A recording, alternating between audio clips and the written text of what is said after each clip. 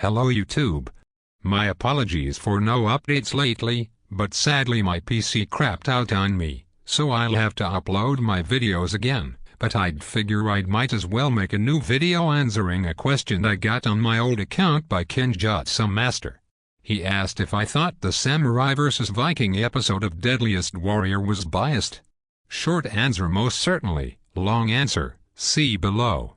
To fully understand why this episode is biased, you only need look at the prevailing myths surrounding both Viking and Samurai. Vikings are more often than not portrayed as mindless, dirty savages, which is vastly untrue. Keeping clean was very important to Vikings, who had many things to keep clean such as ear spoons and soaps. Whereas the samurai is usually portrayed as a noble and skilled warrior that fights for a greater good and is nearly unstoppable.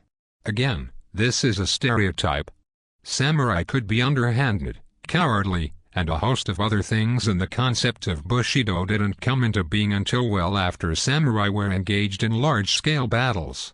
Another point to make is again the prevailing myth about European weapons and martial arts is they are inferior to Eastern, more specifically Japanese martial arts.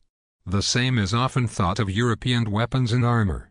Such as in the episode, Shigematsu and Chan were dumbfounded that the katana didn't cut through the Viking mail shirt, implying that European armor would stand little chance against the katana.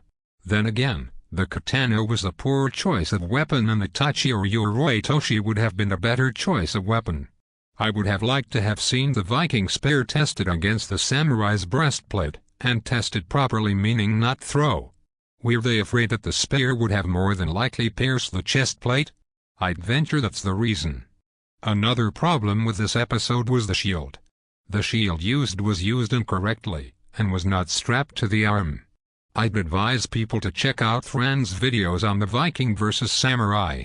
Also, despite what Shigematsu said, Japanese warriors did use shields early on, but they fell out of use since most Japanese swords are meant to be used with two hands. So there you have it. Stay tuned for new videos and my upcoming thoughts on the Rajput version Roman Centurion, which, judging by the responses I've seen, it seems like the Centurion was screwed over.